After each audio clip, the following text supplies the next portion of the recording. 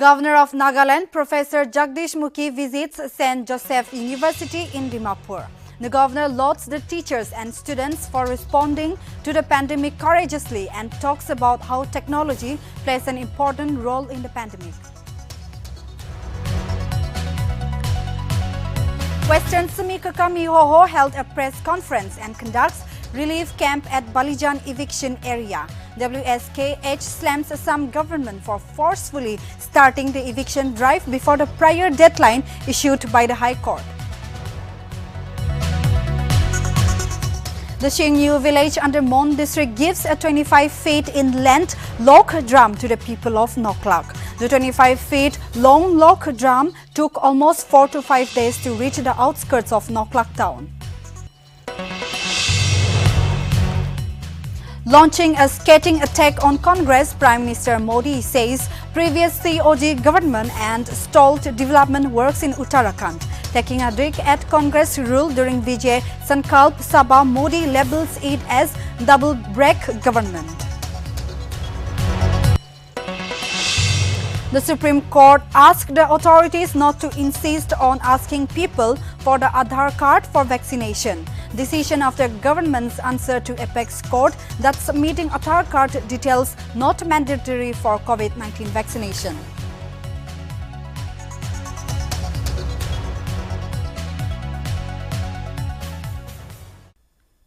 Hello viewers, I welcome all you to Primetime News. This is Imli Sanla Imchen. I shall now read the news in details for you.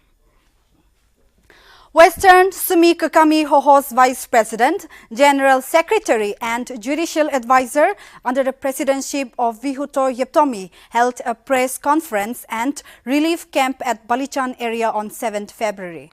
WSKH donated vegetables and rice to affected families in Balijan area.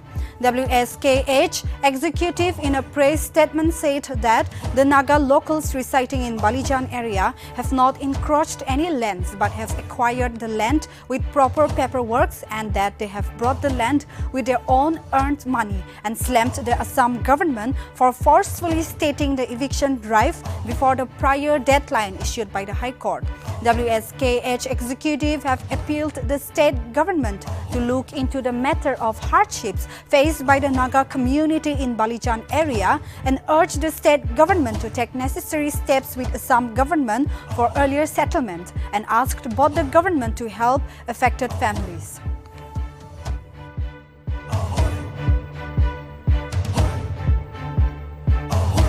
Balijan bostite amikhan nagaman kiman thagi ase sob Assam government ghor affection gudigena baharte thagina duk ba nimite amikhan olop chaul sobji khan tai khan je motob kurubole aise kile mani nagaman kiman jon yete Balijan bostite ase sob tu nije pocket pra poisa pra mati tu site kinigena bhayase holebe Assam government tu itu nije pocket pra kinigena thaka tu hands up no kurigena court lagaste order pin na saigena jobo rost inika ghor sor bhangai digena beshi duk ba nimte ami khan itu ke olop sabule nagaman khan motob kurula aise itu nimite ami khan laga babina to ami khan state government pi itu Balijan te nagaman kiman ase itu kan te motob kurubo lage koigena ami khan itu pi appeal kuri ase last kurgena peaceful kurubo nimite ami khan appeal kuri ase state government pi initiate kuri dibo lage naga manu ase aro Assam hobi tribal ase iki ase egilo go kinika ise iniga thakibo lage koigena ami khan wishing sim kami ho state government both state government appeal kuri ase Western Sim Kagami Hoho press release. The Western Sim Kagami Hoho appealed to the Nagaland state government to look into the hardship faced by our brothers who are living in Balijan area. The tribal people have been residing there peacefully for the past 40-50 years with proper land document purchased from the Karbi people. The tribal people have not encroached or forcefully occupied Assam land. Therefore, the Western Sim Kagami Hoho urges the state government to take necessary steps with the Assam government. Nagaland Governor Professor Jagdish Mukhi visited the St. Joseph University in Dimapur on Monday. A program was held in the university auditorium where Bishop James Topil and the DC of Dimapur was also present. The governor in his speech congratulated the teachers and students for responding to the pandemic courageously and talks about how technology played an important role in the pandemic, providing online education. The governor further congratulated the university for providing high-quality education and for being flexible. The visit made by the governor was to inspect the teaching faculties and interact with the students. The welcome address was made by Dr. D. Gnanadurai and vote of thanks by Dr. A. Antoisan.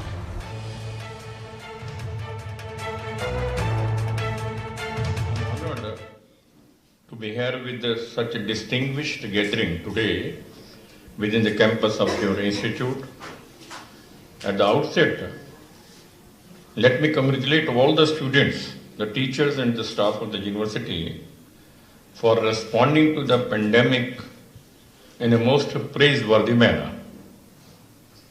This gathering takes place amid an extraordinary global crisis. The COVID-19 pandemic has been unprecedented in the modern era.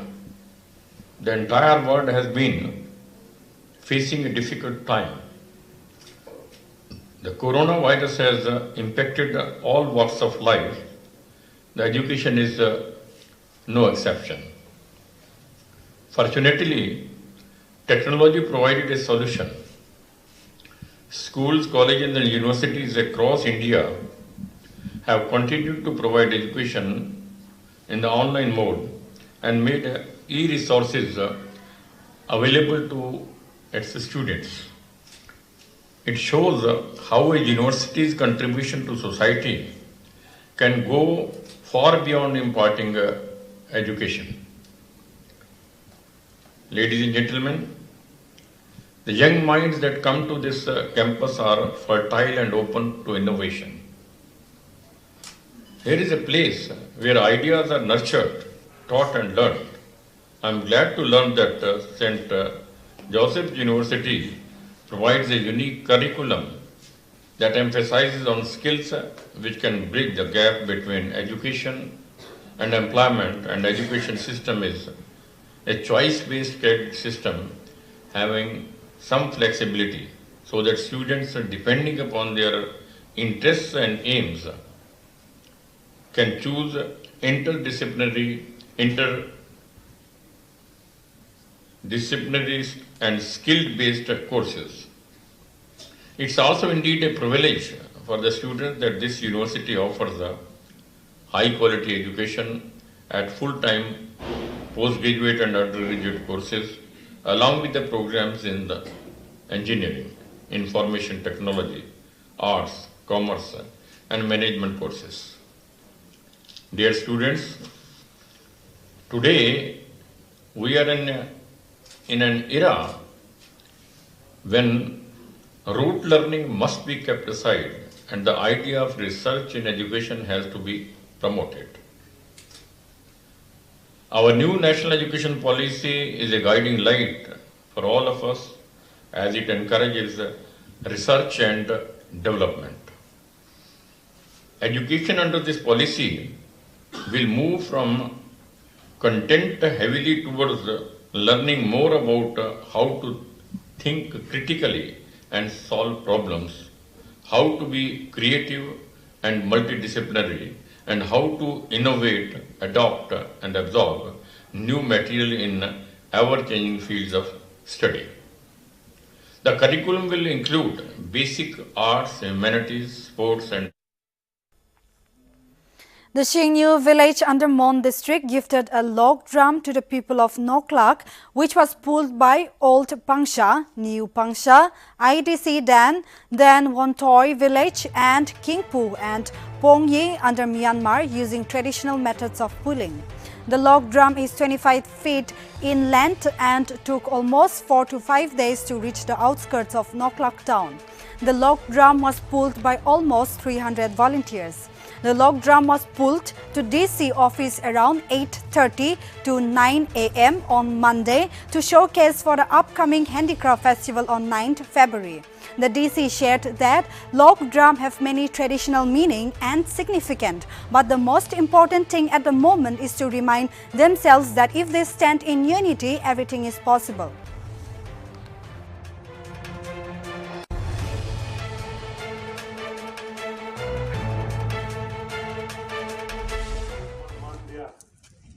Yate program में चौक पे हमारे head Owaisi, yate आएंगे ना जमा बुरा government officials kan, आरो KTC president होएंगे ना बस्ती बुरा किमान जन आएंगे ना से सब के thanks जनाई दिया से इतु लोग ड्रम लगा program दो हमारे Owaisi kan ताई kan initiate करेंगे ना आज ही success होएंगे ना आने से याते मैं दिखा तो होले सबसे धमाल लेसन याते दिखा तो होले यूनिटी मैं खान यूनाइट करिबो पानी से होले खाली तो सामान न होय तो सभी सक्सेस होबो मैं खुशी बादो शिंगन्यू बस्ती खान पुरा घुरी घास दिसे दान ओल पांशा आरो new पांशा वनसोय Amar नकला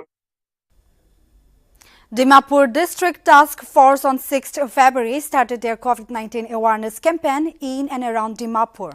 Volunteers from different NGOs and Gonburas, along with some forces, are expected to be participating in the campaign. The spreading important COVID-19 awareness. Amakandole Dimapur Task Force represent Gorigina, Project Dimapur COVID awareness too. We have started this in 2020. Aro COVID-19 pandemic aigena eman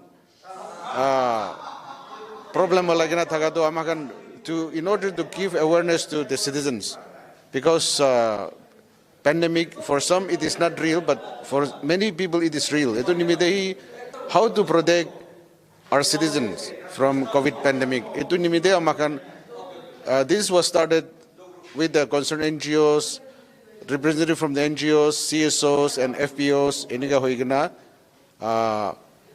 Pastor Memo Lotha, the pastor of Lotha Baptist Church Dimapur, today convener ke banagina magani aman 3 saal to consecutive Korea se. Of course, not throughout the year, but then amakan itu 2020 that 30 days awareness week loise 2021 to be similar.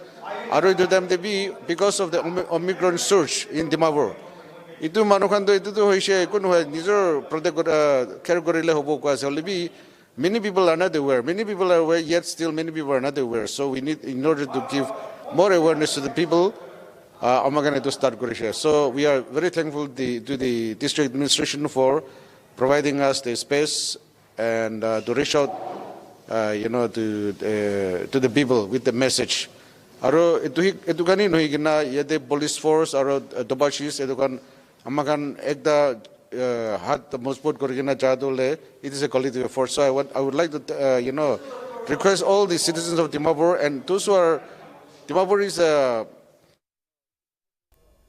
After winning a silver medal in the men's athletic physique category at the 13th Mr. India Championship in January, the 26-year-old bodybuilder Kinelele Surono from Nagaland is now set to represent the state at the 11th Federal Cup National Championship 2022 to be held at Gangtok in Sikkim next month. The advisor for Youth Resources and Sports, Zale Neka, felicitated the silver medalist of the 13th India Championship, which is recognized by the Ministry of the Youth and Youth Affairs and Sports during a sport felicitation ceremony held at Japfu Hotel in Kohima. Citing how Surono's determination and dedication has made him achieve a medal at the national championship, he urged the Naga youths to learn from his experience, stating that an individual should be willing to make sacrifices to excel in any field.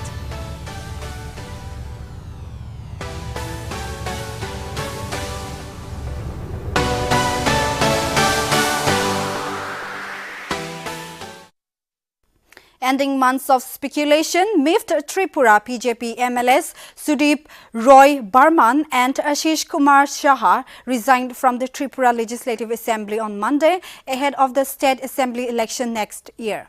According to Barman, the BJP-led Tripura government has failed miserably to live up to the people's expectations. Assembly Speaker Ratan Chakraborty on Monday received their resignation papers at Tripura Assembly State. It is anticipated that Sudeep Roy Barman and his close associate Ashish Kumar Saha would leave for New Delhi from Guwahati on Monday to give shape to their political future. They are scheduled to return on February 12. However, the two leaders have not specified whether they would join Congress or any other party. They also resigned from the primary membership of the BJP.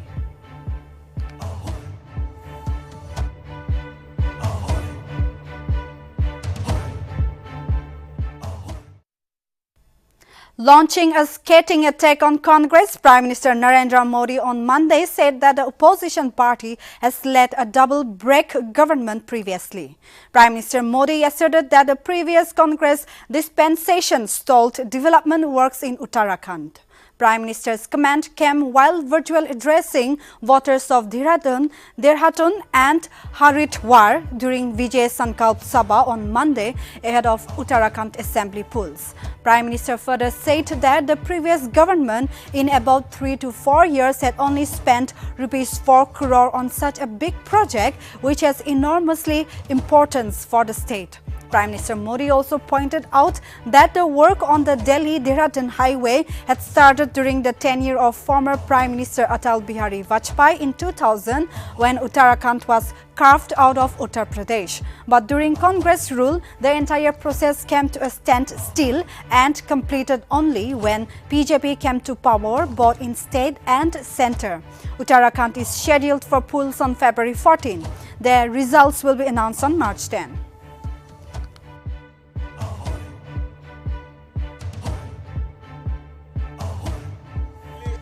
विकास पर लगे हुए break कैसे हटते हैं, इसका बहुत बड़ा उदाहरण ऋषिकेश कर्णप्रयाग रेल लाइन है। ऋषिकेश कर्णप्रयाग रेल लाइन का काम 1 दशक पहले शुरू होना था, लेकिन पिछली ब्रेक वाली Union Home Minister Amit Shah on Monday said that the attack on Hyderabad MP and All India Majlis-e-Ittihadul chief Asaduddin Owaisi on February 3 is being propped and requested him to accept the security provided by the union government. Addressing the Rajat Sabha during the budget session of Parliament, Shah said there were no leads or tip-off about such an attack. On examining the spot, 2 were arrested and police recovered a car and 2 pistols. The forensic team is probing the incident and the 2 men are being questioned by the Uttar Pradesh police. Stating that Owaisi still faces threat as per the government assessment, the Union Home Minister said a bulletproof vehicle and Z-category security has been given to him. Last week, gunshots were fired at the car of the AIMIM chief in Hapur in West Uttar Pradesh. Owaisi was returning to Delhi after campaigning for the assembly election in the state. No one was injured in the attack. A day after the incident, the centre offered Z-category security to Owaisi, but he rejected it and demanded an independent probe by the Election Commission into the attack. Shri Owaisi घटना के पश्चात सुरक्षित दिल्ली वापस पहुंच गए। जनपद के वरिष्ठ अधिकारियों द्वारा घटनास्थल का निरीक्षण किया गया। विवेचना के क्रम में स्थानीय पुलिस ने त्वरित कार्यवाही करते हुए 2 अभियुक्तों को गिरफ्तार किया और उनसे 2 अनधिकृत पिस्तौल प्रत्येक से 1-1 और 1 ऑल्टो कार की बरामद की गई है। घटनास्थल और वाहन का फोरेंसिक्स टीम द्वारा सूक्ष्मता से जांच किया जा रहा है और साक्ष्य एकत्रित किए जा रहे हैं। दोनों अभियुक्तों से उत्तर प्रदेश पुलिस द्वारा पूछताछ की जा रही है। जनपद में कानून और व्यवस्था की स्थिति नियंत्रण में और सामान्य है। कड़ी सतर्कता भी बढ़ती जा रही है।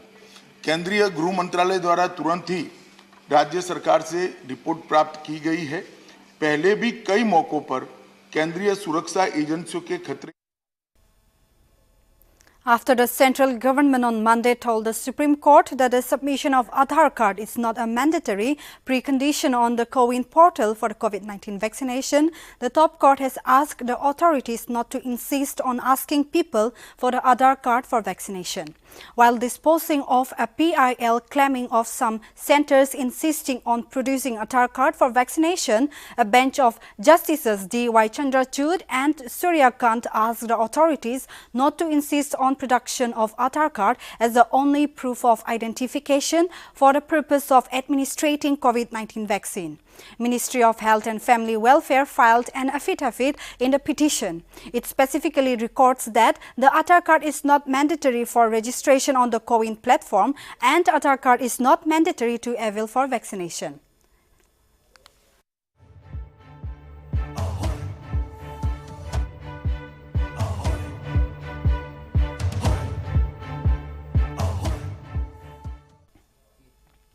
In another case of major big security lapse, a flag was thrown at Congress leader Rahul Gandhi's car today that reportedly hit his face in Punjab's Ludhiana. The car in which Rahul Gandhi was sitting was being driven by Punjab Congress in charge Sunil Jakar, while Chief Minister Charan Singh Chani and State Party Chief Navjot Singh Sidhu were sitting on the rear seats. It has been learnt that a man threw the flag at Rahul Gandhi's window from a very close distance. Gandhi was sitting on side front seat of the car and his window was open to greet the supporters. Not to forget, this is second such security breach in Punjab. Days ago, Prime Minister Narendra Modi's convoy too had faced a security lapse in the state when his car was stuck at flyover for 20 minutes during Punjab visit on January 5.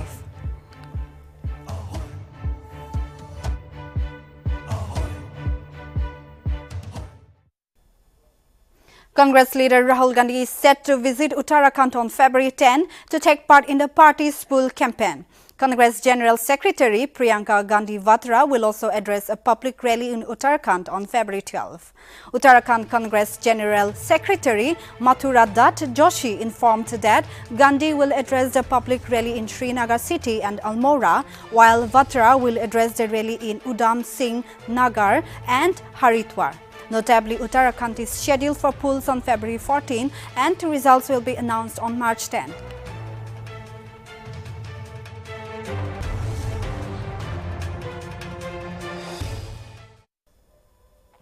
Nine people died after a collision between a car and a lorry at Budagavi village, Antapur district, Andhra Pradesh on Sunday.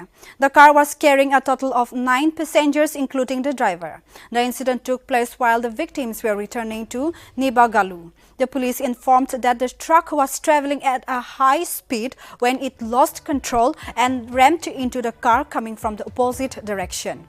Notably, Prime Minister Narendra Modi extended condolences to the families of the victim. Modi announced an ex gratia compensation of ₹2 lakh each from Prime Minister's National Relief Fund to the next of kin of deceased.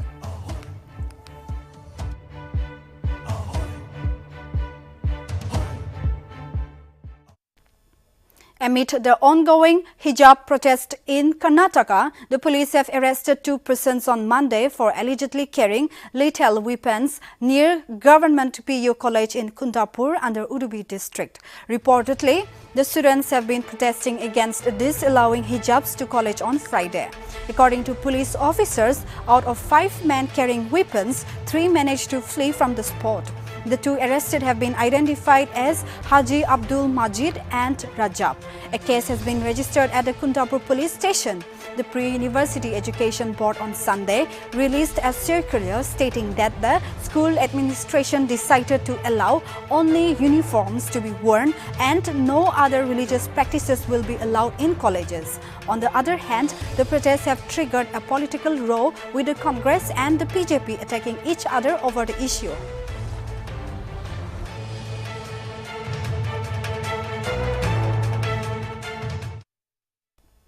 The Indian Army informed on Monday that rescue operations are underway in the coming sector of Arunachal Pradesh to rescue army patrol hit by an avalanche. Reportedly, 7 Indian Army personnel, part of a patrol, have been struck in an avalanche in the high-altitude area of Kamen on Sunday.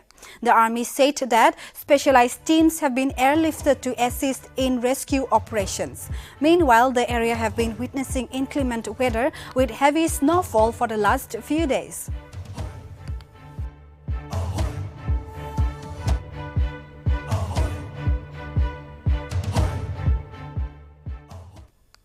The Jawaharlal Nehru University with the Ministry of Education has appointed Santishri Dulipudi Pandit as Vice-Chancellor of JNU, making her the first woman to attend the top post. The 59-year-old Pandit is an alumna of JNU, where she pursued her MPhil as well as PhD in International Relations and is currently the Vice-Chancellor of Savitribai Phule University in Maharashtra. President Ramnath Kovind has approved the appointment of Pandit as JNU Vice-Chancellor. Pandit will be holding the post for a period of 5 years.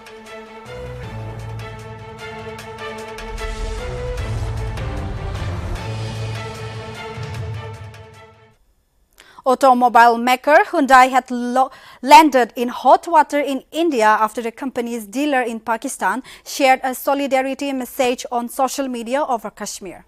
Replying to that, the company's unit in India shared a statement highlighting its zero-tolerance policy towards insensitive communication. The incident started on February 5 when Hyundai, Pakistan's social media handles, shared posts in solidarity with the Pakistan brothers who lost their lives during the struggle for freedom, as Pakistan observes the 5th of February as a Kashmir Solidarity Day to show its support for the separatist movement in Kashmir. The social media posts were later removed. However, hashtag boycott Hyundai started trending on Twitter in India. Indians also started comparing Hyundai sales in India versus Pakistan and stated that Hyundai is the second largest selling car company after Maruti Suzuki, and yet Hyundai chooses to needle with India. Some customers even went to the extent of cancelling their Hyundai orders.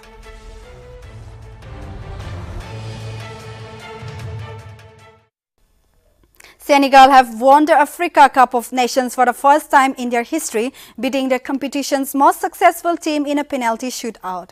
Senegal defeated Egypt 4-2 on penalties in Sunday's Africa Cup of Nations final after the sides couldn't be separated over 120 minutes of scoreless football.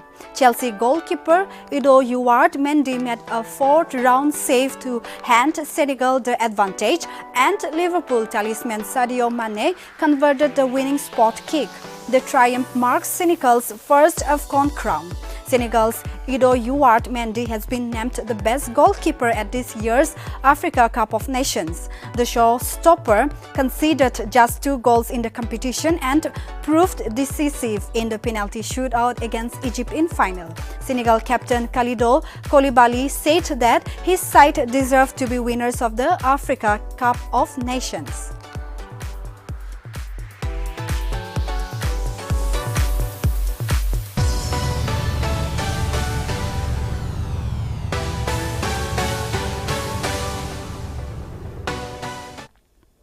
So viewers, that's all we have for now in the bulletin. Keep watching Nagaland TV for more news and updates.